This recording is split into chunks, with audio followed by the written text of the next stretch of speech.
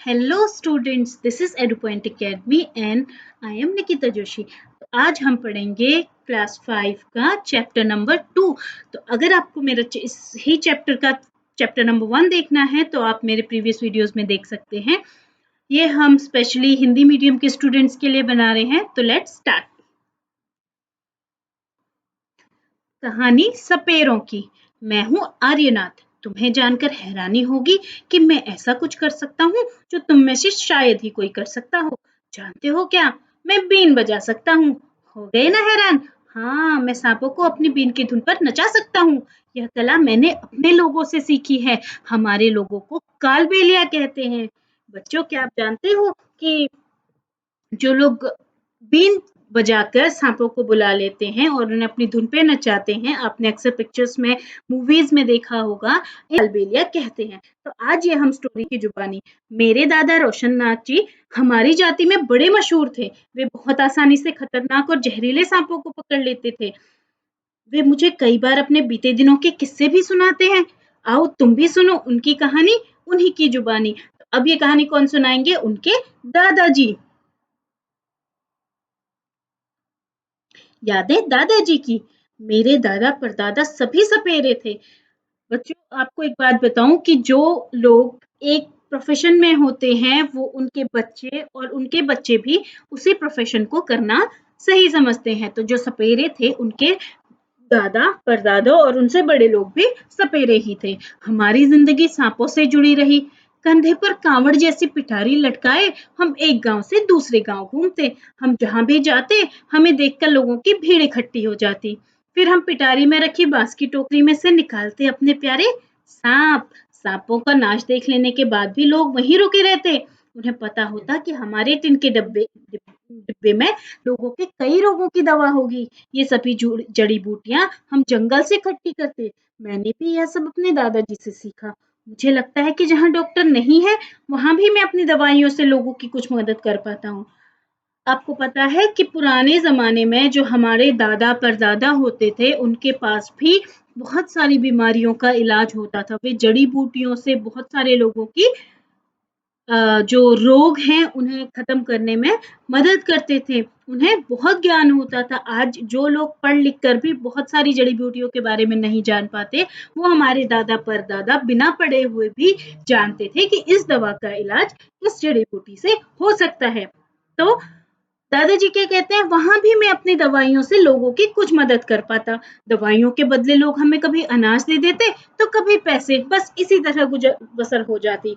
पुराने जमाने में लोगों के पास पैसा नहीं होता था तो उस समय वो क्या करते थे, एक चीज के बदले दूसरी चीज ले लेते थे। जैसे कि अगर हमारे पास दूध है और अगले के पास गेहूं है तो वह गेहूं के बदले दूध ले सकता था। और दूध वाला, कई बार मुझे ऐसे घरों में भी बुलाया जाता जहां किसी को सांप ने काटा हो। तब मैं सांप के डंक के निशान से यह जानने की कोशिश करता कि किस सांप ने काटा है। ना कितने मजे की बात कि सांप का डंक देखकर भी कोई ये पहचान सकता है कि किस सांप ने काटा था, जबकि सांपों की एक बहुत बड़ी प्रजाति है, बहुत अलग अलग तरीके के सांप होते हैं।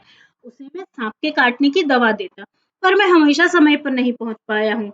जानते हो ना, कुछ सांप ऐसे भी होते हैं जिनके काटते ही जान चली जाती है, पर ज्यादातर सांप जहरीले नहीं होते। कभी-कभी जब कोई किसान सांप सांप चिल्लाता हुआ भागा आता, तब मैं ही उस सांप को पकड़ता।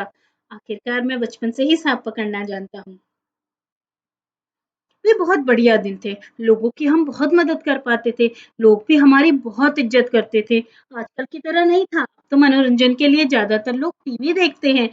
जब मैं बड़ा हुआ तो मेरे पिताजी ने मुझे सांप के डसने वाले दांत निकालने सिखाए। जहरीले सांप के जहर की नली बंद करना भी सिखाया।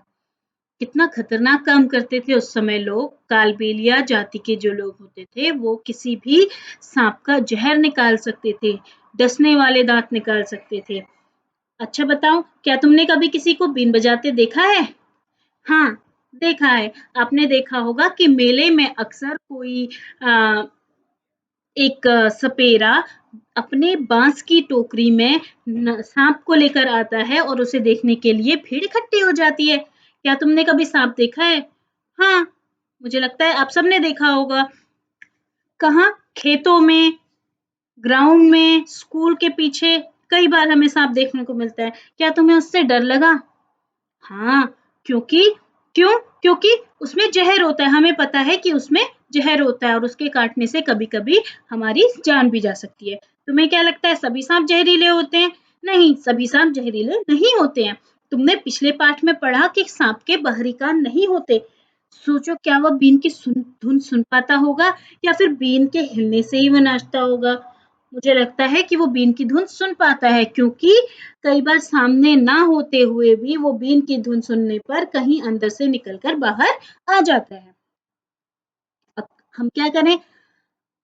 आर्यनाथ, तुम्हारे पिताजी बहुत छोटी उम्र से ही मेरे साथ गाँव-गाँव घूमा करते थे। उन्होंने बीन बजाना अपने आप ही सीख लिया था। आज की सोचूं तो बहुत परेशानी होती है। सरकार ने कानून बना दिया है ना कि न तो कोई जंगली जानवरों को पकड़ सकता है और न ही उन्हें अपने पास रख सकता है। कुछ लोग जानवरों को मारते हैं और उनकी खाल ऊंचे दामों में बेचते हैं। इसलिए ऐसा कानून बनाया गया। पर ऐसे कानून बनाने से हमारी रोजी रोटी का क्या होगा? हम सपेरों ने कभी भी सांपों को नहीं मारा, ना ही उनकी खाल बेची। कुछ लोग कहते हैं कि हम सांपों को बुरी हालत में रखते हैं। चाहते तो हम भी सांपों को मारकर खूब पैसा कमा सकते थे, तब हमारी जिंदगी इतनी मुश्किल भरी ना होती। सांपों को मारने की बात तो दूर, ये तो हमारी पूंजी है जो हम अपने आने वाली पीढ़ी को सौंपते हैं। सांपों को तो हम अपनी बेटियों को शादी में तोहफे के रूप में भी देते हैं। हमारे कालबेलिया नाच में भी सांप जैसी मुद्राएं होती हैं। आर्यनाथ, तुमने अपने लिए अलग तरह की जिंदगी सोचनी पड़ेगी। तुम भी अपने पिताजी की तरह बीन बजाने में माहिर हो। तुम अपने साथियों के साथ मिलकर एक बीन पार्टी बनाकर लोगों का मनोरंजन कर सकते हो। पर तुम पीढ़ियों से मिले सांपों के इस ज्ञान को व्यर्थ न गवाना। तुम शहरों और गाँवों के बच्चों को बताना कि सांपों से ना तो डरने की ज़रूरत है और ना ही नफ़रत करने की। उन्हें सिखाना कि कैसे ज़हरीले सांपों को पहचानना है। उन्हें यह भी बताना कि सांप तो किसान के दोस्त हैं। सांप ना हो तो खेतों में फसलों को चूहों से कौन बचाएगा? अब तुम उन सभी बच्चों को मेरी यह कहानी सुनाना। अपनी ज़िंदगी की एक नई कहानी भी बनाना अपने पोती-पोतियों को सुनाने के लिए। क्या तुमने कभी जानवरों के खेल या नाच होते देखे हैं? जैसे सर्कस में, सड़क पर, पार्क में? हाँ, कब और कहाँ देखा? हमने अक्सर मदारी को बंदर के साथ देखा है ना? किस जानवर का खेल देखा? हमने बंदर का खेल देखा है, भालू का खेल देखा है और कभी-कभी बीन बजाते हुए सपेरे के साथ सांप का भी खेल देखा है। जानवरों के प्रति लोगों का क्या व्यवहार था? जहाँ तक मैंने देखा, सब जानवरों को प्यार कर रहे थे और उनकी प्रशंसा कर रहे थे। क्या कोई जानवर को परेशान भी कर रहा था? हाँ, कई बार कुछ शैतान बच्चे जानवरों को परेशान भी करते हैं। कैसे? वो उन्हें पत्थर मारते हैं या फिर डंडा मारते हैं। वह खेल देखकर तुम्हारे दिमाग में किस-किस तरह के सवाल उठे कि कि जानवर को उस आदमी ने कैसे तैयार किया होगा, उसे ट्रेनिंग कैसे दी होगी? मान लो तुम एक जानवर हो जो कैद में हो। अब तुम इन वाक्यों को पूरा करो। मुझे डर लगता है जब वह आदमी जिसने मुझे कैद किया है, एक छड़ी लेकर मेरे पास आता है। मेरी इच्छा है कि मैं इस पिंजरे को तोड़कर भाग जाऊं। मैं उदास होता हूँ जब मुझे अपने मम्मी पापा की याद आती है। अगर मुझे मौका मिलता तो मैं यहाँ से भाग जाता। मुझे यह बिल्कुल भी पसंद नहीं कि सब आकर मुझे चिढ़ाएं। क्या तुम जानते हो हमारे देश में पाए जाने वाले सांपों में से केवल 4 तरह के सांप ही जहरीले होते हैं। ये हैं नाग, करैत, डुबोरिया और अफाई। आप इन सारे सांपों के चित्र यहाँ पर देख सकते हैं। सांप जब किसी को काटता है तो उसके 2 खोखले जहर वाले दांतों से उस व्यक्ति के शरीर में जहर चला जाता है। इस जहर से बचने का एक ही उपाय है कि जिस व्यक्ति को सांप ने काटा है उसे तुरंत जहर के असर को खत्म करने वाली दवाई या सीरम दिया जाए। यह सीरम सांप के जहर से ही बनाया जाता है। इसे एंटी वेनम कहते हैं। वेनम मीन्स जहर और एंटी वेनम मतलब जहर मारने वाला सीरम और सभी सरकारी स्वास्थ्य केंद्रों में यह मिलता है। तो कभी भी अगर आपको सुनाई दे कि किसी व्यक्ति को सांप ने काट लिया है तो उसे सबसे पहले सरकारी अस्पताल या अपने पास के अस्पताल में ले जाएं जिससे उसका इलाज हो सके।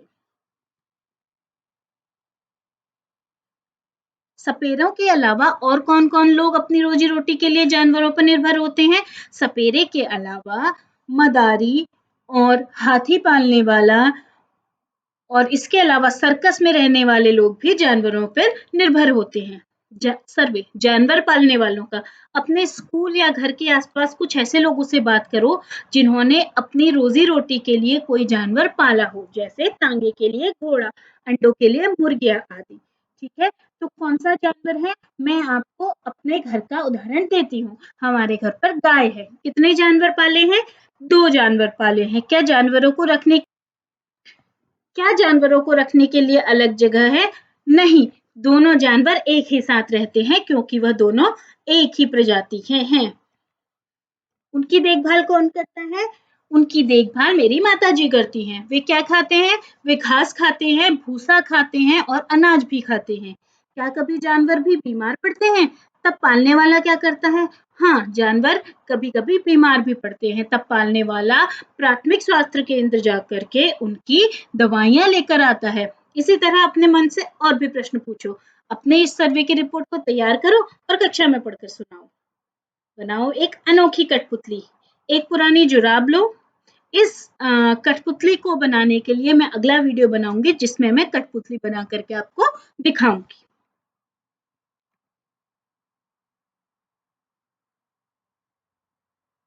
सरकार ने कानून बना दिया है कि न तो जंगली जानवरों को पकड़ सकता है और न ही उन्हें अपने आसपास रख सकता है। तुम्हें क्या लगता है, क्या यह कानून सही है या नहीं? अपने उत्तर का कारण बताओ और लिखो। मुझे लगता है कि यह कानून सही है। हम अपने किसी भी जंगली जानवर को अपने पास नहीं रख सकते क्योंकि उससे हम उसका जो प्राकृतिक निवास है या उसका वास स्थान है, हम उसे उससे अलग कर देंगे। उससे उसकी जो वृद्धि है वो अच्छे से नहीं हो पाएगी। इसके साथ-साथ कुछ लोग जानवरों के साथ बुरा व्यवहार करते हैं, उनकी खाल को बेच देते हैं। इससे इससे इससे उन्हें बचाने के लिए सरकार ने कानून बनाया है और ये बिल्कुल सही है। तो आज के लिए इतना ही। अगले वीडियो में मैं आपको बताऊंगी कठपुतली बनाना।